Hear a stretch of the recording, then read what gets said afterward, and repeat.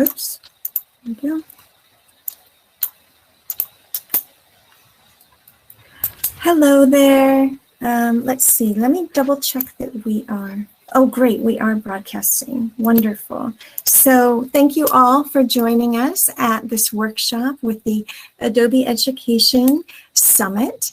We're joined today with Merv, and Merv will be sharing social emotional learning in a digital world, nurturing student digital citizens. So I'm very pleased to welcome Merv. Merv is the VP of Educational Outreach and Engagement for Common Sense Media.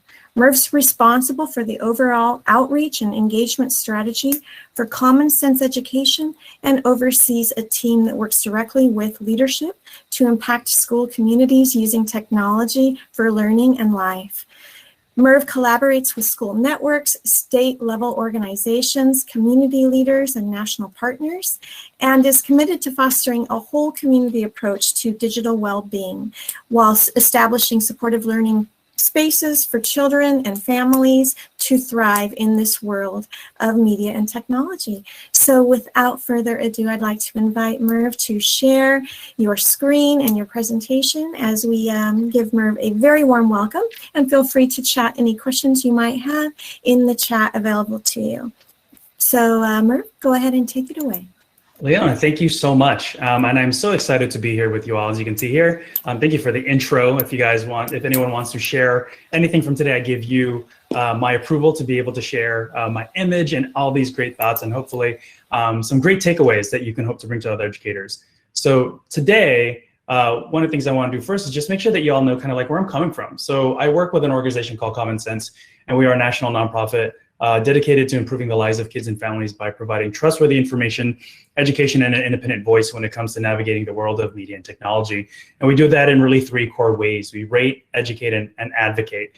So Common Sense Media, a lot of your families or even yourselves, maybe as parents or those who work with kids, know Common Sense Media because we rate and review games, movies, TV shows, websites, apps, music, and really do it through the eyes of what's developmentally appropriate for kids. So as we think about great tools and resources for creativity and ways for kids to express themselves or even connect, making sure that you feel that you have a really educated decision around how you choose to allow your kids or the kids you support to use these media and tools.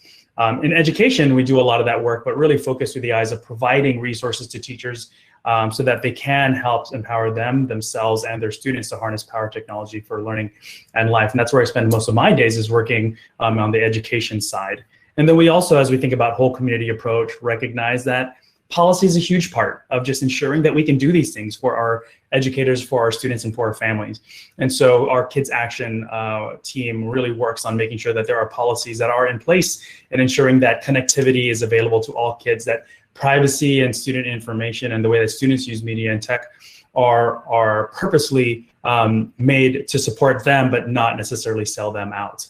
So there's many different ways in which we're looking at students and technology, and kids and technology, and families and technology, and just really ensuring that it is about putting them forward and providing the resources, tools, and even policy in place to help support those needs. And now more than ever are incredibly important needs. One of the things, or three things that we really want to be able to do today is, one, define what we're talking about when we're talking about social emotional learning, and really reflect on how it connects to our own digital lives and then the lives of our kids. I want to showcase some examples of how you can bring SEL through the lens of digital life and in the way that technology plays a role for kids and families. And then also I want to make sure that we're sharing strategies and developing habits of mind through the things called thinking routines, and making sure that we're providing you access to these resources. So first things first is, what is even social emotional learning in a digital life? So we know that technology plays an incredibly huge role, especially now these days, in how students learn, socialize with their peers, and how they communicate with each other. And we know that technology is introducing these really new and unique ways for social emotional challenges that students are going to need to learn to overcome and get really comfortable with. So social and emotional learning in digital life really refers to the skills and the dispositions that students are developing to navigate the unique dilemmas that technology is really bringing to their lives. And we want to do this by really allowing them and empowering them to learn how to regulate their emotions when using these devices and leveraging social media for nurturing these healthy relationships. That really is about allowing them and building them up to think critically so that they can participate responsibly and be able to innovate and connect and create together. As you think about these things for yourself, I want you to feel free to use the chat or emojis, whatever works best for you, if you want to give your own input. But I want to provide a certain scenario, a dilemma, and based on your own experiences and where your thinking is, feel free to share if you strongly disagree with a 1 or strongly agree with a 5. If you want to use emojis, you can do the same by using the ones that are there. But I want to position for you here, it's reasonable for people to face consequences later in life for social media posts they shared when they were in middle or high school. So this is a dilemma that we can address, our own feelings as educators. Where would we fit here, right? But this is also a dilemma that can have long-term potential impact on just the way that kids are using media and technology in their own lives. So something to think about, right? I'm going to move on to another dilemma for you to think about. What people do or say in public is fair for others to record and post on social media, right? So if you, again, think about where are you at?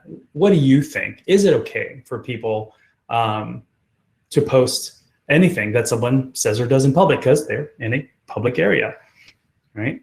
So as you think about where you fit here, recognize that you're coming in with a position that's informed greatly by your experiences, your community, maybe your culture, the way that you were raised. So many different things inform your disposition.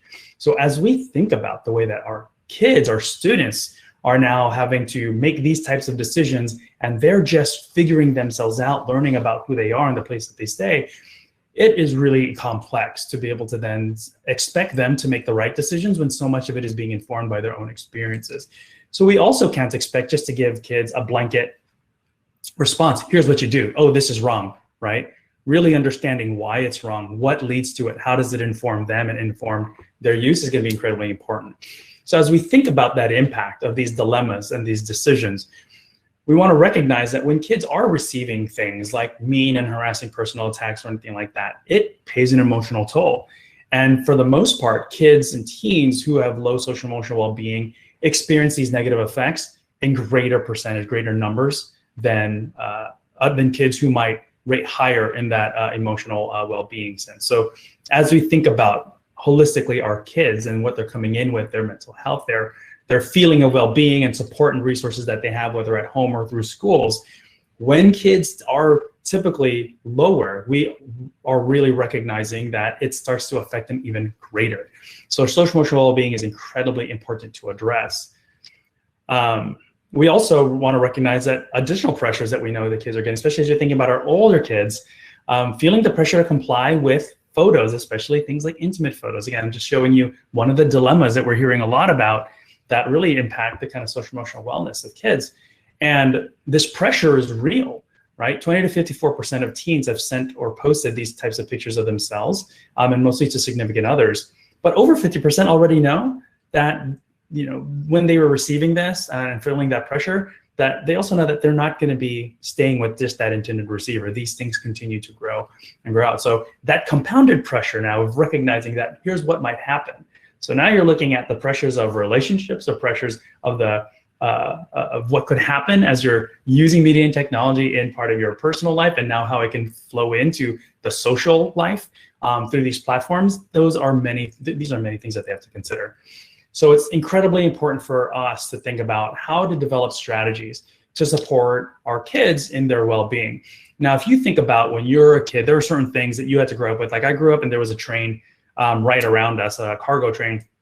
And I grew up, stop, look, and listen. Every time I saw train tracks, number one thing I did, it was just a habit of mind, right? We want to develop these types of strategies for kids to really think about how do they slow down and self-reflect at every point of how they use media technology. How are they finding value in seeking facts and evidence? How are they considering other perspectives? It's not just about them, but the recipient or what people might think looking in, right? This idea of understanding the consequences and opportunities of the decisions you make and how they affect others, right? Envisioning options, recognizing it's not just one option, even though sometimes it feels like this is the only thing I can do, so I do it. And then also, how do they then take action? Right? From being a bystander to an upstander to being able to understand your options and then being able to decide and create the right action for you. So supporting these positive habits, how are we going to be focusing these? So one of the things that we've done with Common Sense is we created a full suite of lessons, our full K-12 curriculum. It's all free for everyone to use, and we've built social emotional learning practices right into the way that we address these important issues. And it goes from understanding your own well-being and balance to understanding how you find information, resources, and how it becomes a part of what informs your decisions and your interactions with others. And all of these main topics here, you can see that they're framed around we statements. It's about understanding the connection that you have to these types of decisions and experiences. And that can be, again, incredibly complex. So one of the things we've been wanting to do is be able to pull these lessons and really provide a wide variety of ways that you can build these things into your instructional practices. So I'm going to kind of go through and give you an example. This particular one is around digital media and your brain. And the focus is around understanding balance and finding that well-being of balance in your life. We've aligned all of our resources already to CASEL, which is one of the leading researchers at looking at social emotional learning. And these have already been built into the lessons. And so you can align these really well as you're looking at how do I get my kids, my students to really think critically about media and their brain. So one of the things you'll start with is just the essential question and framing. How does digital media try to hook you, and what can you do about it? This is an essential question because oftentimes kids might feel like they don't have, this is just the platform and they're operating within the way that the platform provides opportunity and maybe even have some of its own challenges and they try to find ways around it. But oftentimes it's also recognizing that people spend hours upon hours a day designing these resources to keep you in this loop. How do you feel connected to what that's doing, and how does that inform even potentially the decisions you make? So you'd first want to engage them with a question that's really simple. This is something they don't have to share, or it could be something that you put together in a big share form, word cloud, or something like that. But what are the types of things you do on your own phone or device? I encourage you to think about it. For me, I'm listening to podcasts, or I'll check my feed of where my learning networks typically live and try to catch up. But my email is always connected to it. It's on there all the time, right? So getting kids to really think about the ways that the phone plays a role, and then getting them to think about, are these things habitual? Are these habits? Are they something that we do automatically without thinking? Or do we feel like we're making clear decisions and saying, oh, I want to do this, right? So as you go back to that list of things that they're thinking about that you either generate as a class or individual, really getting them and really encouraging them to think critically, do you think they do these things out of habit, or is it based on design? Is it potentially that the way these things are designed are creating these types of experiences? And when they do that, how does that make us feel? How does that make us potentially make decisions that maybe we want to take back, right? How does this feel aligned to my own experience or to the people that I'm communicating with or connected to? And so what we would then typically do is have a video available of real teen voices, just kind of sharing out, like we know working with kids, sometimes it's oftentimes really hard for them to share their own experience or even share their own feelings. But when we can see and hear what others are doing, we typically have a lot to say about, oh, here's what they should have done. Oh, they could have done this better. I'm like, I can't believe she did that. I would never do that. Those are oftentimes the types of ways and easiest ways for teams to communicate. But it's a place to start, right? And so then you can engage them through these other discussion questions, which are meant to get to the root of these situations and really get them to better understand how is this making them feel and think, right? And then you start to question, right? What is addictive design? Features or aspects of a device or app that are intended to hook the user into this frequent use. How does that tie into the way you're using it and makes you feel? What is this feedback loop, which is a response to something you do or post online that causes your brain to experience a temporary moment of pleasure? This idea of feeling that when you do something or you make a decision or you post this online, it gives you this kind of confirmation where you're like, oh, right? And then it makes you move forward. And you even see this design not just in the platforms that you might be surfing in social, but then even as you're looking at streaming platforms like Hulu or Netflix, where it's like you've got the next episode coming up, or here's what to look forward to in the next episode. Then that countdown almost gets you prepared, right? And we want to make sure that you have all of these resources. And these resources, even though they're built for K-12, we've oftentimes seen them in pre-service as well as post for educators who are coming into the classroom, either supporting educators coming in for the first time or are needing to use them for themselves or even their own school communities. we oftentimes have seen that administrators and educators have used this just to build up their own knowledge of instructors and educators around digital citizenship for themselves. These resources are all free, and once you're on the website, which is commonsense.org/educators, you just need to register online. You get access to all of these resources. There's student handouts, new videos. We have lesson quizzes attached to each of them. We have interactive games if you're going to be working with kids. Digital Passports 3 through 5, Compass is middle school. And then Social Media Test Drive can really go through high school and even college level. And then for educators and caregivers and families, there's just a number of resources already available there all in one place. So we want to make sure that you have access to these things. But one of the things we've also recognized is you have limits of time, right? And especially as we're thinking about how do we maybe address topics as they come up and not have to inflate them because it almost feels like more pressure, but really get to the heart of things as they come up. And so with those full lessons that we created these quick activities that use the video as kind of an underpinning of a place to start and then engaging with these types of conversations. Well, we've taken those quick activities, which were 15 to 20 minutes, and really pulled out a subset that's really focused now around social, emotional learning and well-being, and wanted to create these 15-minute activities, which this will all be released next week, actually. So August 2nd, you're getting a little insight into it early. And the whole focus is to make sure that we've got these short activities, all CASEL aligned, so really easy for you all to be able to look and see how they measure against what you're trying to achieve in terms of addressing these types of things with your students. A guide to SEL and digital life, give you more insight into how they use these resources. Family engagement resources. We're also developing these SEL film guides if you use film for learning in your classroom. So something like Inside Out, if you wanted to watch that movie, what are the touch points within the decisions or situations that then allow for you to dive deeper in that type of movie? And so we've got 3 movies that we've created some film guides around already that are available on the site. And then just professional learning. We want to make sure we can provide professional development to really dive deeper into these things. So that'll be part of what's being offered in this new content moving forward and available again next week. But for those of you that are addressing SEL and are familiar with the CASEL standards, the big 5, the 5 S's: self-awareness, self-management, social awareness, relationship skills, so skills, and then responsible decision-making. And so we're looking at bringing these stages really deep into the alignment of the activities that are being made available. And as we align these things, we wanted to make sure that, again, one, we're hitting certain needs, keeping it short, 15 minutes, making sure that there's a direct alignment, providing you the lesson plans you need, as well as any student handouts that you need.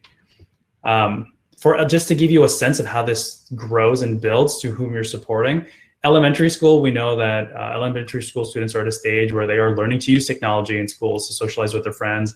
And key SEL issues at this stage typically are going to include just identifying how it works, understanding their responsibilities, practicing being kind online. So building those up through activities. And as we age and stage forward, then we'll look into addressing these particular, like I mentioned earlier, top competencies. So I'm just going to choose a single thread as I move forward so you can see how it builds. In this case, we'll look at social awareness. So in this case, the main activities are going to be focused around standing up to online meanness. And the objectives are going to be about understanding how online meanness can make you feel and identifying ways to respond to mean words online using STOP, which is one of the thinking routines that we've built to allow for kids to stop and reflect and recognize what they're getting into. As we look forward into 3.5, let's stick with the social awareness again so we can be consistent in how this grows. We're looking at the power of your words. So now we want to understand, is it important to think about the words you use, because everyone interprets things differently. And then again, identifying ways to respond to mean words when we see something that pops up, and again, using that thinking routine of STOP that's built into the lessons. Now, as we go into middle school, we recognize that it is a time when students really begin exploring their personal and social identities. And it's a time when social media becomes an important part of their life, when they are exposed to increased expectations. Developmentally, kids are going to want to be where their friends are. And you'll see this in middle school, especially as we pull back from letting kids out and being out and about with their friends. They're going to find ways to be connected to them, whether that's through gaming or social platforms. And so as they do that, how are we identifying the emotions that they experience when they're joining these types of platforms? learning how to manage their use of technology and consumption of this media, and then identifying again strategies for dealing with the digital drama, things that seem to happen online. We'll continue with the social awareness thread. In this case, now we're looking at how do you deal with the digital drama?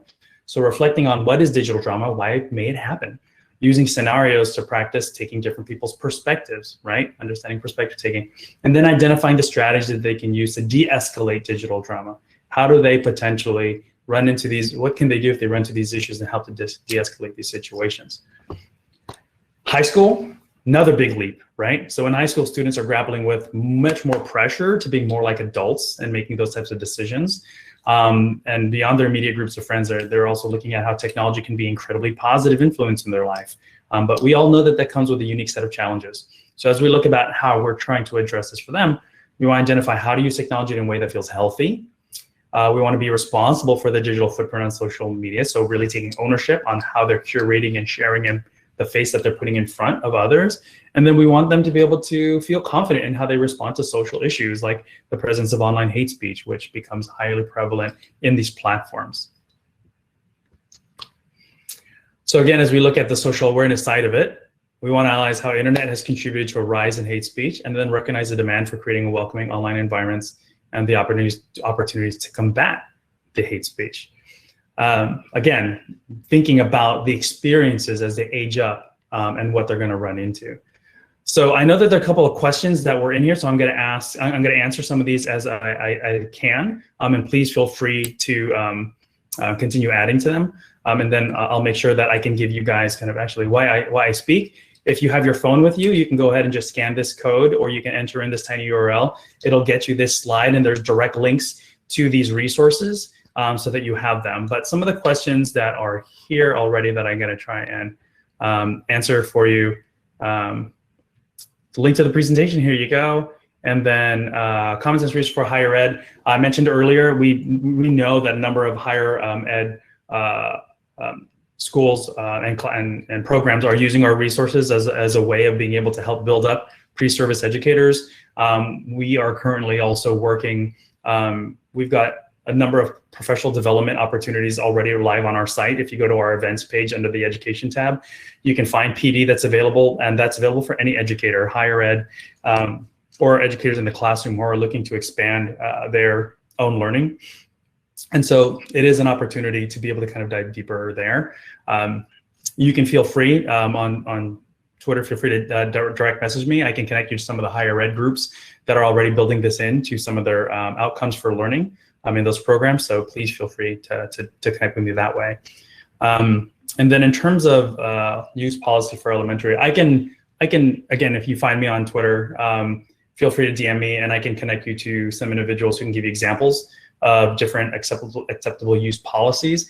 One of the things we are going to be working on is kind of like a base standard for an AUP or an RUP, depending on what you use. But we know that with technology becoming such an influx of part of the learning in schools, especially throughout this pandemic year, and what it means for now all this access, there's a lot of technology that's going to be used in the classroom, also just because we don't know what's going to happen in the future of it, and being prepared for the different modalities of learning. It's one of the things that was talked about in the keynote just prior, right? So making sure that you are thinking not just about how, the use of the tool and the tools itself in terms of like your responsibilities to not breaking them and using them appropriately, but really thinking about as you design or even put out what your acceptable use policy, that what you're putting out there is more than just keeping the device safe and keeping your privacy safe, but even the implications around why it's important to keep your privacy, why it's important to communicate appropriately, and really reinforce the goals of how you communicate in the classroom, but in the online space, right? We know that these are great, especially as we start preparing for back to school. These are going to be some of the primary conversations that schools are going to be teeing up with and getting started with. So it's an opportunity to kind of explore some of the lessons. If you have time to do the full lessons, they're about 45 minutes long. And again, all the resources are there for you. Or we've got the quick activities, which are 15 to 20 minutes. And then this SEL and Digital Life resources that I just kind of talked about today. The toolkit that's linked here is already available. You can start using that, but we will be adding the new 20 SEL lessons August 2nd, I believe, is going to be that release date. So you've gotten some insight into what it is, but it'll be released on our site. So as long as you're registered on Common Sense, you should get an update once it's released, or you can feel free to chime in next week and dive into it then. All right. If there are any other questions, happy to take them. Otherwise, I think we're kind of like right on the dot. And yeah, that's amazing. Okay. Wonderful. Do you have anything for higher ed? Judy Wood was asking. Yeah, I was mentioning that we don't have anything specific for higher ed, but the professional development and the resources in the background of our resources are being used heavily. Yeah, totally. Yeah. Okay. Because oftentimes in higher ed too, these educators are already in the classroom and helping and supporting these classrooms already. And so coming in with the knowledge of how to address these issues and even supporting that lead educator as part of their program is a really great way of leveraging them. Okay, wonderful. Well, just a huge warm thank you for the time and consideration that you've put into sharing all of these resources and recommendations and sharing your expertise. Such an incredible wealth of expertise that you have shared with us today. And we really appreciate your time. Just so great. And yeah, indeed, check out the tiny URL or the QR code. And if you want, do you have like a Twitter or anything like that you want people to follow you on that we should mention before we close? Yeah, it's just at Molapus, MOLAPUS, and they can follow me there, DM me there. Okay, let me copy that over for everyone. And then we will head on over to Live DJ and celebrate. What a day of creative learning, and we'll see you guys all in the learning lobby, and we'll get our creative boogie on. All right. Well, thank you, Thanks Mark. again, Leah. Thank you. Take care, everyone. Thank you, everyone. Bye-bye.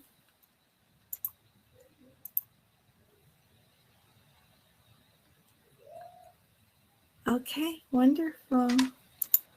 Yay. So, yeah, so you'll just be able to go to the learning lobby if you'd like. That was great. My goodness, you were so on the nose. You were like perfectly on time. I was practicing. Yeah, you did awesome. And I think we started probably 2-3 minutes late. So you were actually like to the dot 30 minutes. So that's amazing.